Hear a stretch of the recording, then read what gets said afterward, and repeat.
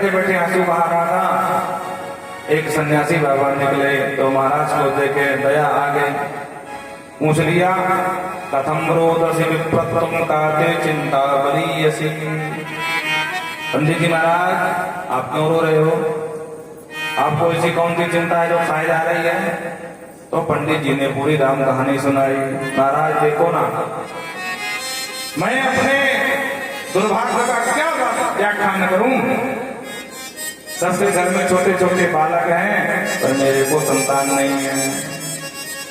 प्रभु मैंने एक गैया पाल रखी है, 12 वर्ष हो गए, 5 बजी है, एक बछड़ा भी ना ब्याई।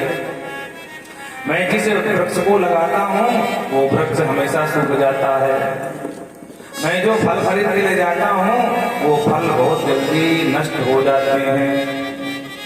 भगवान जाने किस जन्म के पापों का उदय हो गया, मेरे को संतान का सुख नहीं मिला। सन्यासी बाबा ने कहा, अरे राम राम, हमने सोचा था पंडित जी तुम हमारे लिए, हमारे प्रभु के लिए रो रहे होगे, तुम तो बेटा बेटी के लिए रोने बैठे हो यहाँ। समझाया, मुंचा ज्ञानम प्रजारूपम बलिष्ठा कर्मणो गति। अज्ञानम मुंच, मुंचा ज्ञानम। पंडित जी महाराज अज्ञान को छोड़ो, कर्मों की गति बड़ी बलवती है। अगर बेटा बेटियों से सुख मिलता महाराज, दुनिया के हर माता पिता सुखी बने बैठे होते, और अगर दुखी मिलता होता बेटे बेटी से तो दुनिया के हर माई बाप दुखी बने बैठे होते, पर ऐसा नहीं है।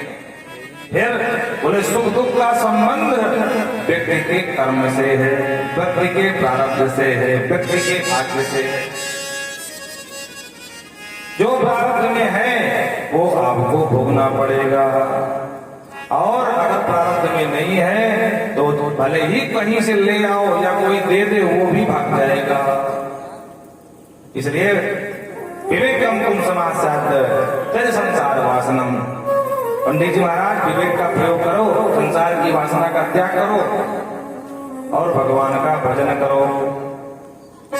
अगर बच्चों से सुख मिलता तो जानवरों के अनेक बच्चे होते हैं, बोलो बेचारे कितना सुखी हैं। और छोड़ो जानवरों की, महाराज उग्रसेन का बेटा एक ही, नाम कंस, और इतना बाप को परेशान कर दिया। एक दिन बाप का ही मुकुट निकाल करके खुद लगा लिया और बाप को जेल खाने में पटक दिया। कितना सुख पाया बेचारा उग्रसेन। अरे छोड़ो उग्रसेन की, धर्मात्मा अंग का बेटा बेन महानास्तिक निकल गया, बाप को इतना परेशान किया कि जान बचा करके रात 12 बजे बाप भाग गया उसका जंगल में। बेन का बेटा पिता अंग, बोलो कितना सुख दिया। अरे छोड़ो अंग की, सगर के 60,000 पुत्र हुए हैं, कितना सुख दिए सगर को।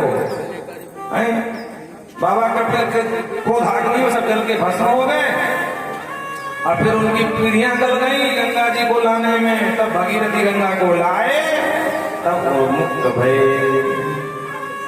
गंगा जल स्पर्श मात्रेण ब्रह्म दड़ा हापी। जहां उनकी राखी पड़ी थी देह की, देह भस्म भी, तो गंगा जी का अंबर जैसा जल जब स्पर्श हुआ तो ब्रह्म दंड हटा अभी। कपिल जी का जो श्राप था वो दूर हुआ। इसलिए पंडित जी घर को जाओ और भगवान का प्रेम से भजन करो, कहीं बेटा बेटियों को सुख नहीं मिलता। खूब समझाया, और पंडित जी को बेटे का भूत सवार था। पंडित जी ने कहा, महाराज बुरा मत मानना, आप ठहरे सन्यासी बाबा, आप क्या जानो बेटे का सुख क्या होता है। हम राष्ट्रों के यहाँ जब बेटे कान में रसगुल्ला जैसे बोलते हैं, बाबा बाबा चिल्लाते हैं, तब महाराज जो सुख मिलता है वो पूछो मत। और हम कुछ नहीं जानते, हमको बेटा दो। अरे ब्राह्मण मैं तुझे बेटा कहाँ से दूं? और सुनो पंडित जी, हम बोलना नहीं चाहते थे, लेकिन अब लगता है बोलना ही पड़ेगा। पंडित जी बात ये है कि तुम इस जन्म के रो रहे हो, और हम कहते हैं आगे आने वाले 7 जन्म तक तेरे को कोई संतान नहीं होने वाली। सप्त जन्मा वधीतवा पुत्रो नहीं बचा। और जो सुना कि 7 जन्म बेटा नहीं होगा, इतना ब्राह्मण उदास हो गया, परेशान हो गया, बड़ी तीव्र गति सर को पटका नीचे जमीन में, और जैसे सर पटका तो बाबा की धड़कन बढ़ गई। हे महाराज क्या कर रहे हो, मर जाओगे। पंडित जी ने कहा मरने तो मैं वैसे ही बैठा था, मैंने सोचा था कि आप मिलोगे, मेरा कुछ दुख कम कर दोगे, पर आपने तो मेरा दुख 7 गुना ज्यादा बढ़ा दिया। अरे भाई मैं इसी जन्म के लिए रो पा रहा था, आपने 7 जन्म आगे की सुना दिया। महाराज मैं कुछ नहीं जानता, मैं तो मरने ही आया था, अब तो पक्का मर जाऊंगा, पर ध्यान रखना ब्रह्म हत्या का दोष बाबा आपके सर लगा के दूंगा। अब सन्यासी बाबा परेशान, अरे राम राम, ये क्या ब्राह्मण अच्छी राम राम हमने कर ली, कछु लेना न देना, मगन बहना तो गले पड़ गया हमारे। सन्यासी बाबा ने कहा ब्राह्मण तेरी मर्जी में जो है सो कर, पर मुझे पहले जाने दे। तो तुरंत पैर पकड़ लिया पंडित जी ने, नोचे जाम में हम निरंतर सौ मोची रहा, महाराज जी मैं आपको नहीं जाने दूंगा। अरे तो क्या करोगे, बोले तुम्हारे सामने मरूंगा, तुम्हारे चरणों में सर पटक पटक के मरूंगा, अगर बेटा नहीं दिया तो।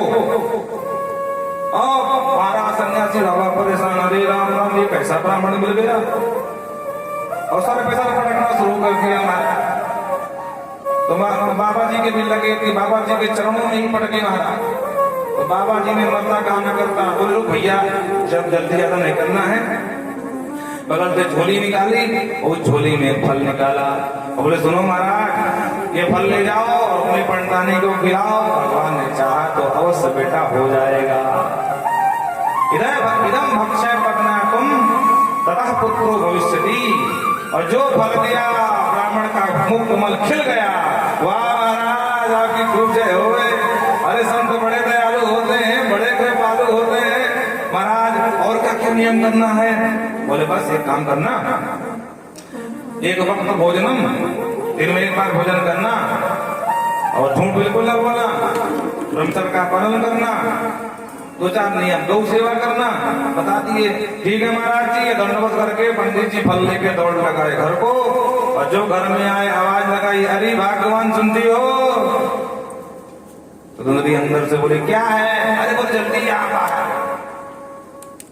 देली पर धुंधली आई, बगल से महाराज फल दिखाया, देख कितना सुंदर फल है। धुंधली ने कहा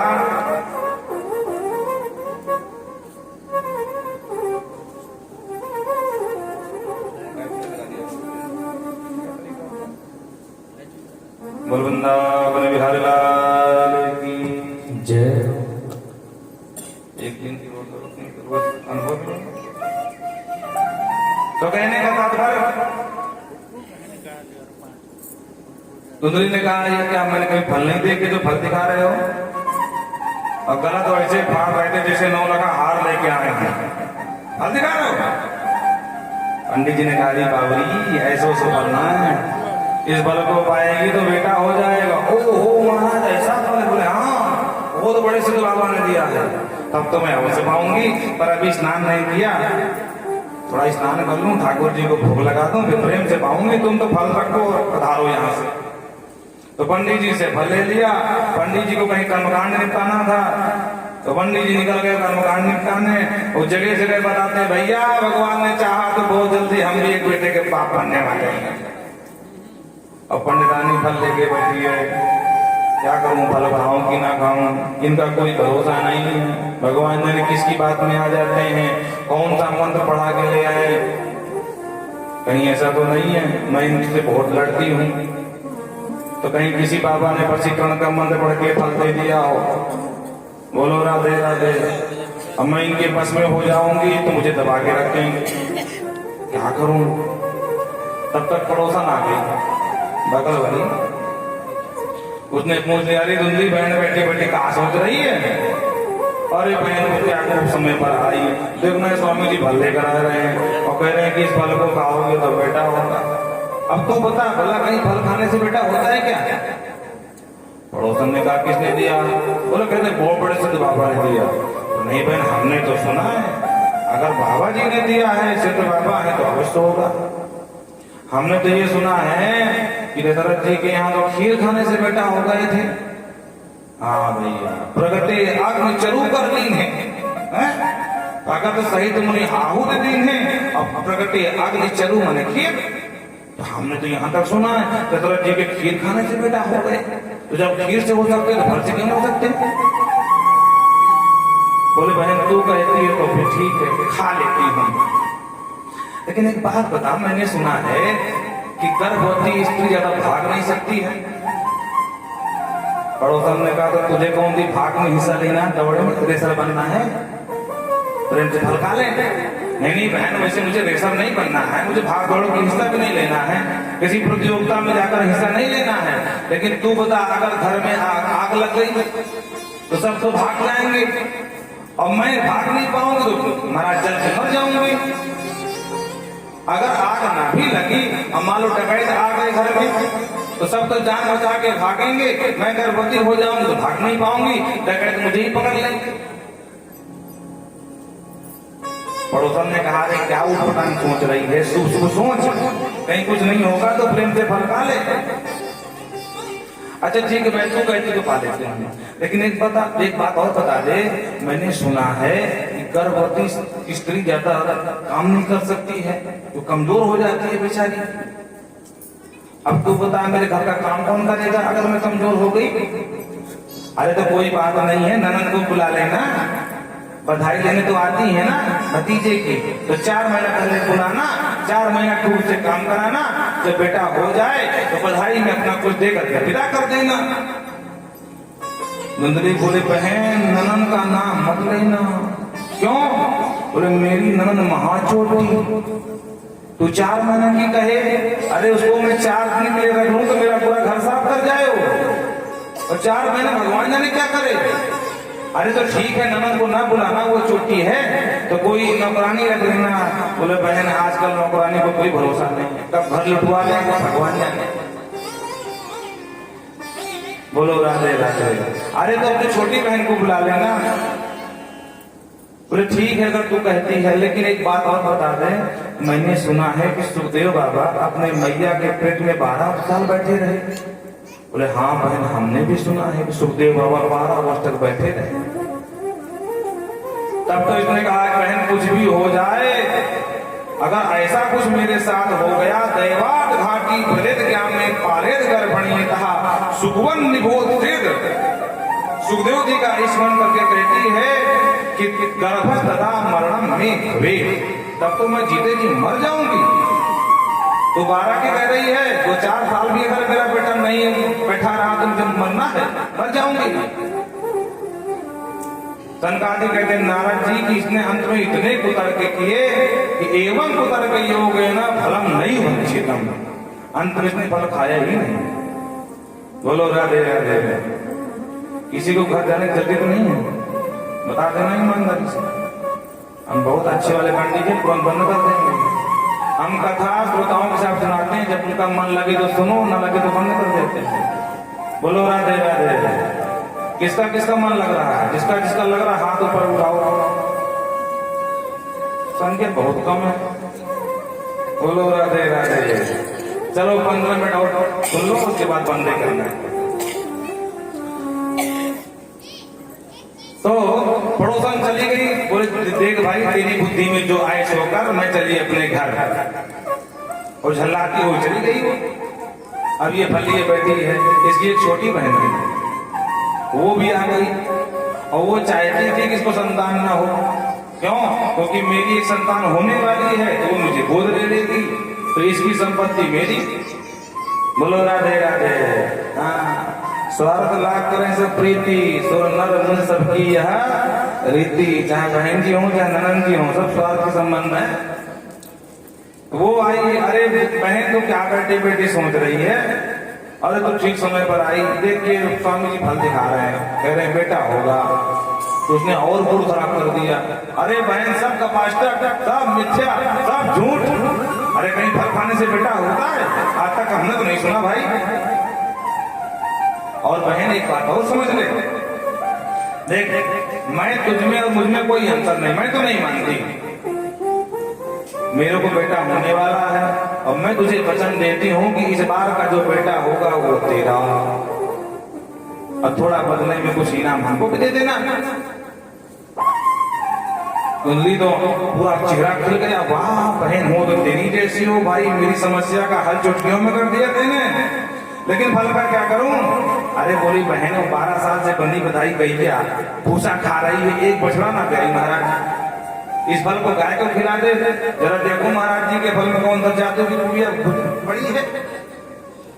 वाह बहन हो तो भाई तेरी जैसी हो, और प्रसन्नता से लेकर के फल गाय को खिला दिया, इसने फल नहीं खाया, समय पा करके अपने पति को उल्लू बनाती रही, महाराज मुझे बहुत आराम हो रहा है। कालांतर में बहन के बेटा हुआ, और बहन ने रात में चुपचाप उस बेटे को धुंधली को दे दिया, और जैसे ही प्रातः काल हुआ तो धुंधली ने अपना बेटा बना करके स्वामी जी को बता दिया। बहुत खुश हुए, और जिस गाय को फल खिलाया था ठीक 3 महीने बाद उस गाय ने भी एक बच्चे को जन्म दिया। धेनवा बालः प्रसूतस्तु देव रूपस्थ कौतुकम, उस धेनु ने, उस गौ माता ने एक सुंदर बच्चे को जन्म दिया। गाय का बालक है तो कान गौ जैसे हैं, बाकी पूरा मानव का जैसा है, पूरा गांव उमड़ घुमड़ करके आ गया, महाराज की भाग की प्रशंसा करने लगा। भाग्य धुना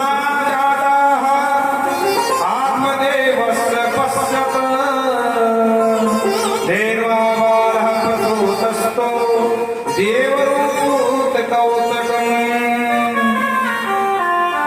अरे भैया भगवान की महिमा भी समझ में नहीं आती। अरे धन में जो ब्राह्मण एक बालक के लिए तरस रहा था, आज पंडित जी के गैया ने भी बालक को जन्म दे दिया। ये भगवान का कौतुक समझ में नहीं आता है। दे करके बधाई पूरा गांव दौड़ा, पंडित जी ने बहुत भारी पुत्र जन्मोत्सव मनाया, खूब प्रसन्न हुए महाराज, तो बधाई लुटाई गई महाराज, और दोनों के नामकरण हुए। गौ के बालक के कान गौ जैसे हैं तो नाम हो गया गोकर्ण, और जैसे ही अपने बच्चे के नामकरण का समय आया, धुंधली ने तुरंत आंख दिखाया, अच्छा 9 महीना पेट में मैंने धरा है, नाम तुम धरोगे? अरे तो बुरा क्यों मानती है, तो ही रख लेना। तो ठीक है, मेरे बच्चे का नाम मेरे नाम से मिलता जुलता होना चाहिए। मेरा नाम धुंधली है तो मेरे बेटे का नाम धुंधकारी होना चाहिए। मात्रा नाम प्रतिष्ठित, मैया ने नाम प्रतिष्ठित कर दिया, और नाम ही हो गया धुंधकारी। दोनों बच्चों ने ख्याति प्राप्त करी, एक हुआ कुख्यात और एक हुआ विख्यात। गोकर्ण की जिस गली से जाते हैं लोग श्रद्धा से चरण छूते हैं, और धुंधकारी जिस गली से जाता है लोग देख करके ताले बंद करके भाग जाते हैं। भागो भागो आतंकवादी आ गया, बोलो राधे राधे। गोकर्णो पंडितो ज्ञानी धुंधकारी महान,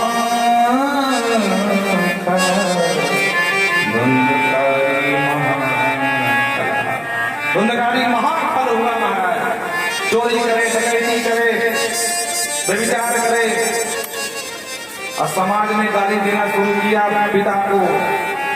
अब पंडित जी को परेशान हो गए कि जिस बालक के लिए आंसू बहा रहा था, बाबा जी को बात कर दिया फल देने पर, ये बालक ऐसा निकलेगा मुझे पता ही नहीं था। लोग पंडित जी को गाली देने लगे, देखो देखो इस अधर्मी व्यभिचारी पुत्र का बाप है ये। पंडित जी को बहुत बुरा लगा। एक दिन इतना दुखी हो गए कि महाराज घर छोड़ करके प्रतिष्ठामी परीक्षामी कौमी तो संगपो है, अरे कहाँ जाऊं, किसको सुनाऊं, अब तो कुछ समझ में नहीं आता है। बस एक मार्ग है कि प्राणात्याग यहाँ दुर्गम, आज मैं अपने प्राणों का ही त्याग कर दूं महाराज। बोलो राधे राधे। देखो पंडित जी पहले भी मरने निकले थे, क्यों? क्योंकि बेटा नहीं था। पंडित जी आज भी मरने जा रहे हैं, क्यों? क्योंकि बेटा क्यों है। बस यही समस्या है। हमारे पास जो वस्तु नहीं है हम उसमें सुख ढूंढते हैं, पर जरा उनसे पूछो कि जिनके पास वो वस्तु है वो कितने सुखी हैं। हमें लगता है कि हमारे पास फॉर्च्यूनर हो जाए महाराज, 4 पहिया, और 2-4 गनर हो जाए, भोपाल बन जाए तो हम सुखी हो जाए। लेकिन जिनके पास फॉर्च्यूनर है, 2-4 गनर का तो 25 गनर है, जरा उनसे बोलो वो कितने सुखी हैं। रात रात को नींद नहीं आती, नींद की दवा खा के सोना पड़ता उनको। पिताजी को भागते हुए गोकर्ण जी ने देखा, हाथ पकड़ के रोका। पिताजी कहाँ जा रहे हो? अरे देखना, तेरा तू छोटा है वो बड़ा, तेरा भैया है। किस तरह के लोगों को परेशान कर रखा कि लोग मुझे गाली देते हैं, अधर्मी का बाप आ गया। अब बोल, इससे अच्छा मर जाऊं वही ठीक है ना, या घर छोड़ के भाग जाऊं? गोकर्ण जी ने कहा, पिताजी कहाँ भाग रहे हो, संसार सभी जगह है। तो बड़ा सुंदर उपदेश दिया, ध्यान से सुनना। न चेन्द्रस्य सुखम किंचन न सुखम चक्रवर्तिना सुखमस्ति विरक्तस्य मुनिरेकान्त जीवनः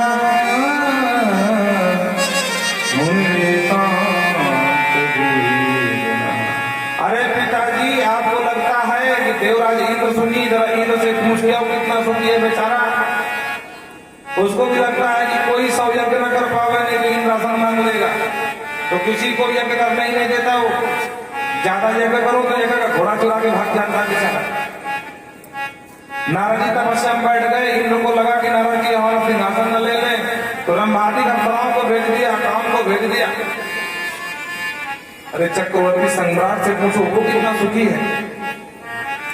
अगर इस संसार में सब सुखी हैं, और अगर कोई सुखी है तो सुख मस्ती विरक्तस्य मुनिरेकान्त जीवनः। जिसको कछु न चाहिए सो ही साहंसाह।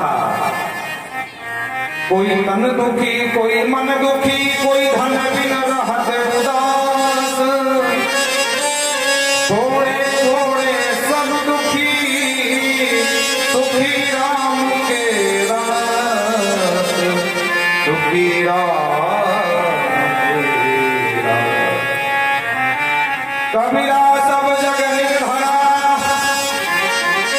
धनवंता नहीं कोई, अधनवंता सोई जानिए,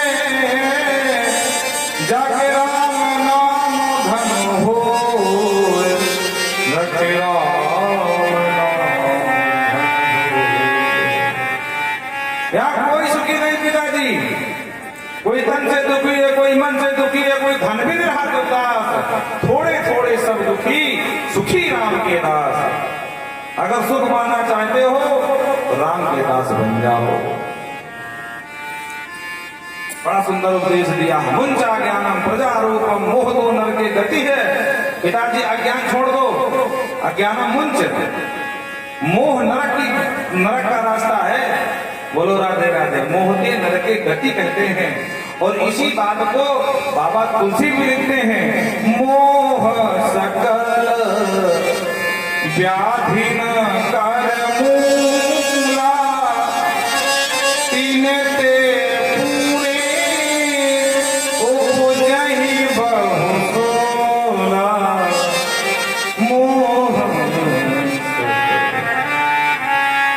मोहते नरक की गति है। नरक में जाना हो तो मोह करो, क्यों मोह करना है, कोई किसी का नहीं है।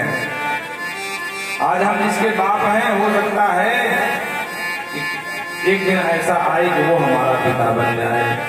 तो काल चक्र है, घूमता रहता पहिया, ऊपर का भाग नीचे, नीचे का भाग ऊपर। आज हम जिसके नाना हैं, अंत में शरीर छोड़ दिया, तो हो सकता है उसी का स्मरण करते मर गए तो उसके नाती बन के जन्म ले लें। आज हम उसके नाना, कल वो हमारा नाना बन जाए। यहाँ कोई किसी का नहीं है। देहे दियांश मधेरे भीमतिम तेजस्वम, जाया सुता विसुसदा ममतां विमुञ्च। पश्यामि तं जगदिदं क्षणभङ्गनिष्ठं, वैराग्यरागरसो भवभवनिष्ठः।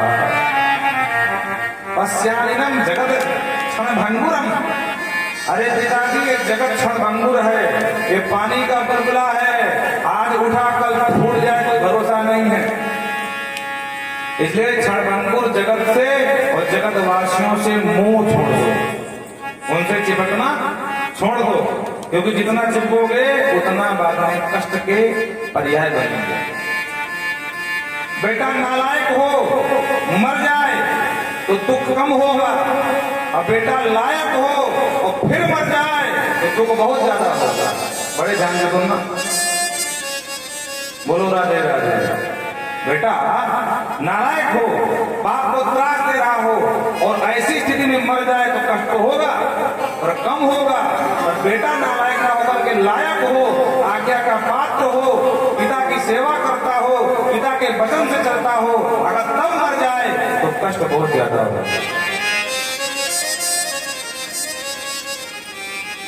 इसलिए ज्यादा संसार से चिपको मत, क्योंकि ये किराए का घर है, एक नहीं कि सबको छोड़ना पड़ता है। आज नहीं तो कल पंचायती धर्मशाला है, 5 पंचों ने अपना अपना अंशदान किया है, तब जाकर के धर्मशाला तैयार हुई है। कौन थे 5 पंचों ने? बोले क्षितिज पार गगन समीरा पंच रचिता अधम शरीर क्षितिज तो पिताजी देहेन समान सुरुधरे भीमतिम सरस्वम, ये देही का जो देह है अस्थि मांस मज्जा रुधिर पूरा पिंड है, और इसमें क्या अनुमति रखना कि मेरा है, ये भी आपका नहीं है। ये पंचायती धर्मशाला है, पंचों ने दान किया है। जैसे हम लोग होटल बुक करते हैं ना, पैसा दे करके 1 दिन के लिए 2 दिन के लिए, और जिस दिन भाड़ा खत्म तो होटल वाले धक्के मार के बाहर निकाल देते हैं। उसी तरह ये पंचों ने दान किया है, जितने दिन का भाड़ा जमा करके आए हैं उतने दिन ही रह पाएंगे, और अंत में धर्मशाला पंचों को छोड़ के जाना पड़ेगा। जाया सुधा विश्व ममता विमुंच, जाया माने पत्नी, सुधा माने पत्नी, बच्चे और बेटियां, इनसे ममता छोड़ दो, विमुंच। दुनिया का कोई भी व्यक्ति अपने बच्चों को साथ में लेके ना आया है, साथ में लेके गया है, अकेला आया अकेला गया। ये सब यहीं के रिश्ते नाते हैं, तो यहीं छोड़ दो। बैराग राग रसिक बनो, बहुत दिन तक दुनिया से राग कर लिया, अब बैराग राग रस का भोग, उसका आनंद लो। धर्मम भज सुतज लोक धर्मान, लोक धर्म को छोड़ो और परम धर्म का अनुसरण करो। लोक धर्म ये है कि हम परिवार से हैं, गृहस्थ हैं, तो बच्चों के लिए खाना कमाने के लिए कुछ अर्थोपार्जन करना पड़ेगा, दुकान मकान भी चलानी पड़ेगी। पर जब बच्चे समर्थ हो जाएं, ज्यादा दुकान मकान में बैठना नहीं चाहिए। भैया जो तेरे मन में ऐसो कर, ये पकड़ चाबी तिजोरी की संभाल, अब तो यहाँ का संभाल, हम वहाँ का संभालें। तो लोक धर्म हमने बहुत निभा लिया, अब परम धर्म की बारी है। बोलो राधे राधे। लोक धर्म हमने बहुत संभाल लिया, अब परम धर्म की बारी है। आज नहीं तो कल हमारी भी बारी है। बोलो राधे राधे। सुंदर उपदेश दिया, इसे कहते हैं गोकर्ण गीता।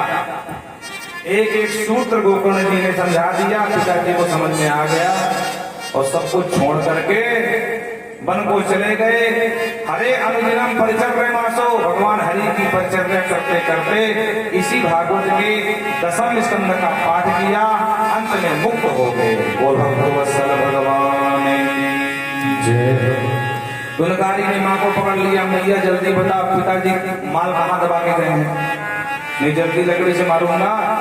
तो मैया भय से भागी और कुएं में गिर के मर गई। मैया कुएं में, पिताजी वन में। गोकर्ण जी समझ में हमारा ही नंबर है, तो धीरे से बोले भैया अगर तुम कहो तो हम तीर्थ यात्रा कराऊं। ठीक है जाओ। और तीर्थ यात्रा करने के लिए गोकर्ण जी वहां से निकल लिए। इधर 5 वेश्याओं को लेकर बैठा लिया इसने, और एक दिन लंबा हाथ मारा, किसी राजा के यहाँ हीरे जवाहरात अमूल्य रत्न लेकर आया, उन वेश्याओं को दिया। 5 ने जब देखा माल, बोली वाह बहन, इतना जोरदार तगड़ा माल तो पहली बार मिला है। पर अगर माल जोरदार है तो माल का मालिक भी जोरदार होगा, और ये मूर्ख भी फंसेगा, हमको फंसाएगा। एक कहती मुझे पता है नौलखा हार राजा का है, राजा के सैनिक आएंगे, इसको पकड़ेंगे, हमको भी फांसी करना पड़ेगा इसके पीछे, तो क्या करें? बोले न रहे बांस न बाजे बांसुरी।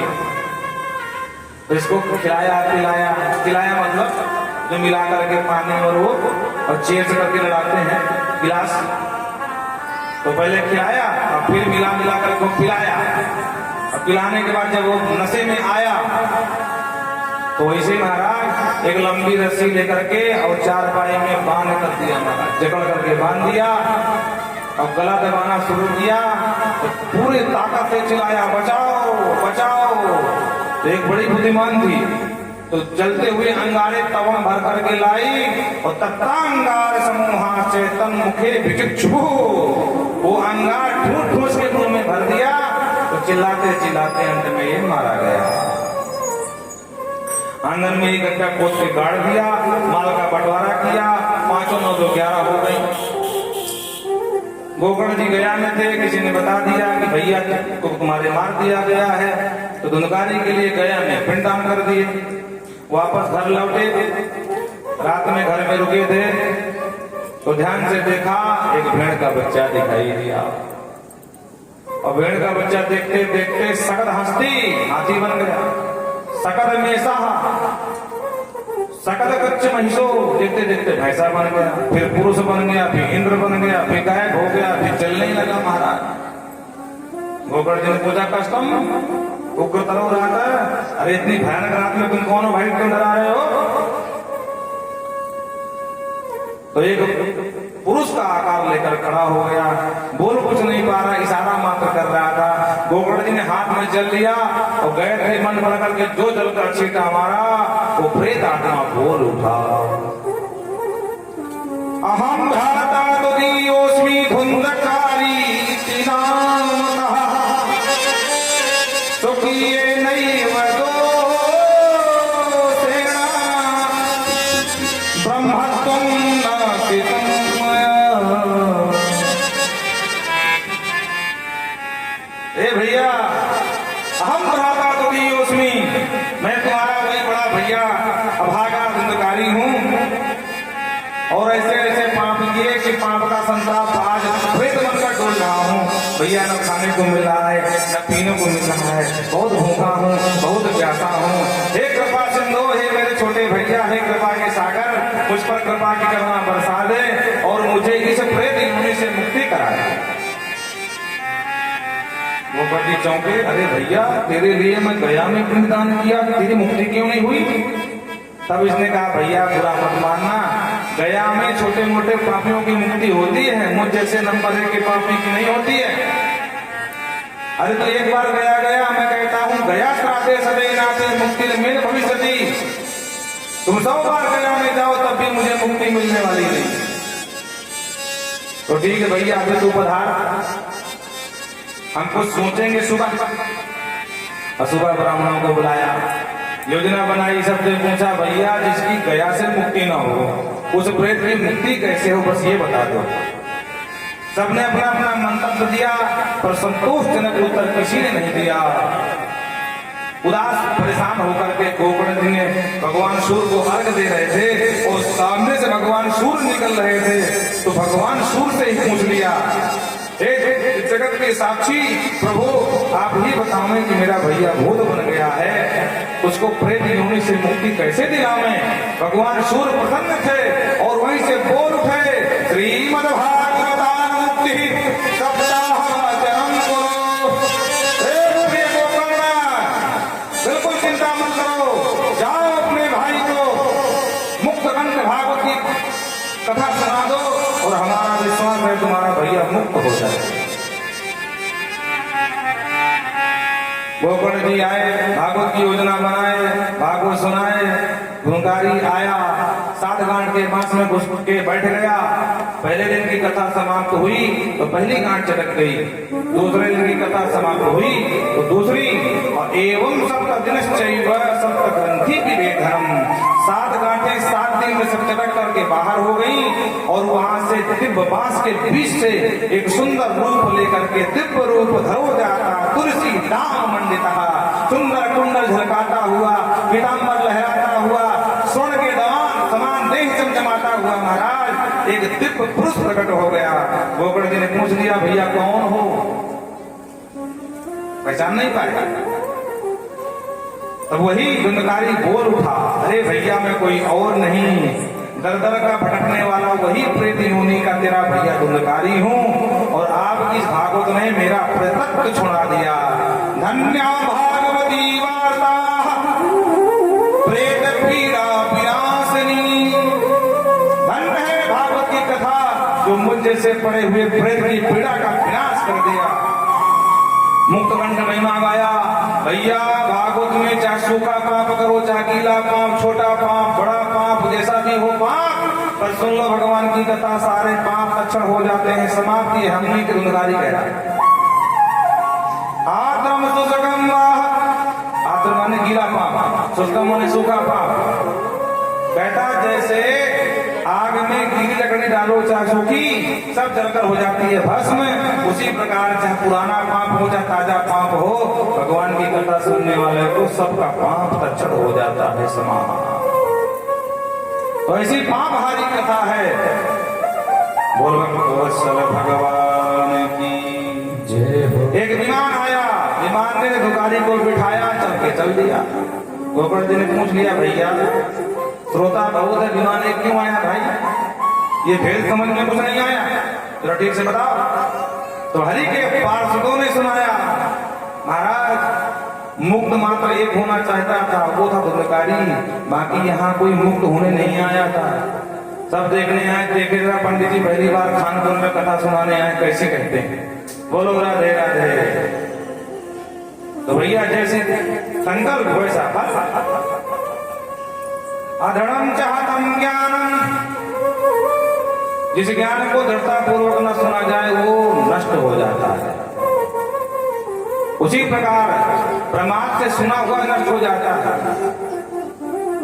विमान चला गया, सारे श्रोता उदास, हम रह गए मुक्ति के समय, फालतू में हमको पता ही नहीं कि मुक्ति मिलती है, हम भी ठीक से सुनते भाई। गोकर्ण जी का बिल्कुल परेशान मत हो, घर की कथा घर के पंडित जी,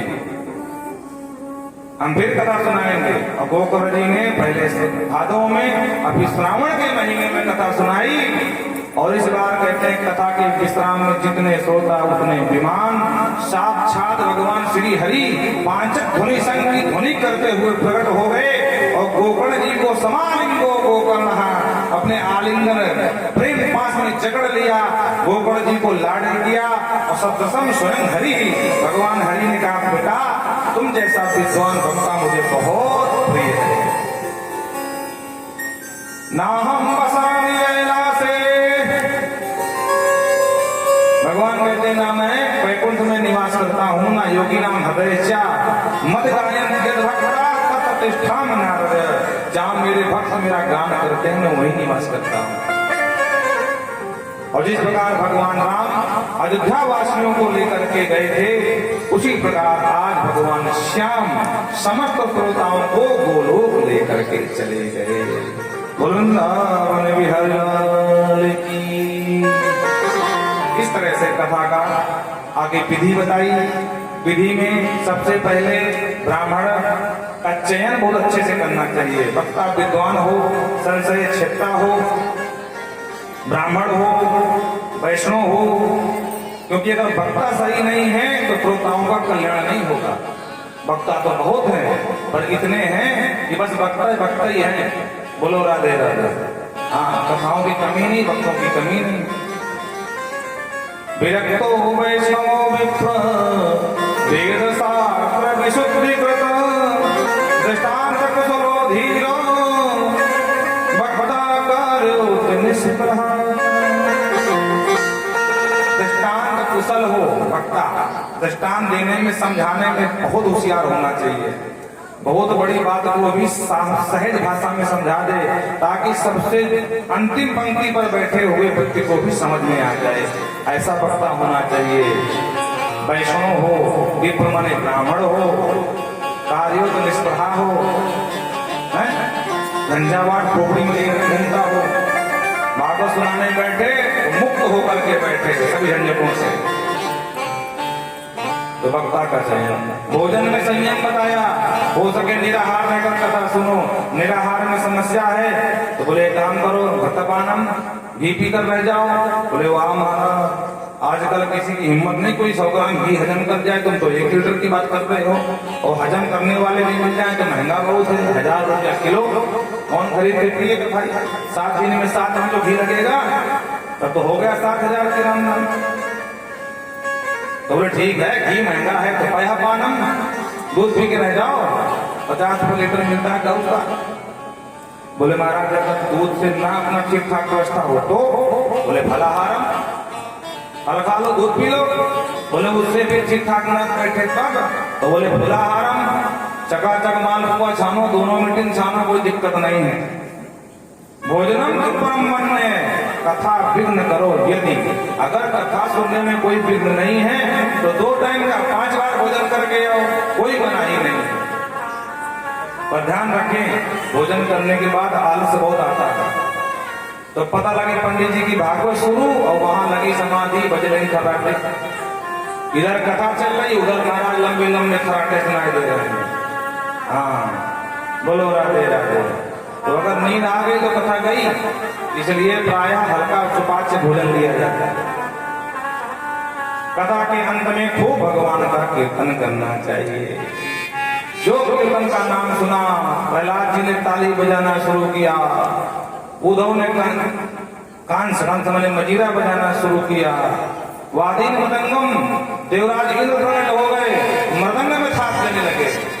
जय जय सुकुरा सुकुमार संकादिक हैं, चारों भैया जय हो बलिहारी हरि बोल, जय जयकार करने लगे। यत्र आगे भाव भक्त संतनया व्यास पुत्रो बभूव। भगवान सुखदेव सुंदर सुंदर श्लोकों का गायन करते हुए वहां प्रकट हो गए। भगवान शिव ने देखा भजन कीर्तन हो रहा तो भवानी को लेके भागे कैलाश से, ब्रह्मा भागे अपने ब्रह्माणी को लेकर के, और नाचने की कमी पड़ रही थी। तक में वो नट्या, जो 3 थे भक्ति और दोनों बेटा, वो नाचना शुरू हो गए। अर्जुन आलाप भरने लगे मंद मंद सुरों से, और भगवान का संकीर्तन प्रारंभ हो गया। आइए हम और आप भी मिलकर के संकीर्तन करते हैं और वाणी को विराम देते हैं। हमारे जितने भी श्रोता यहाँ आए उन सब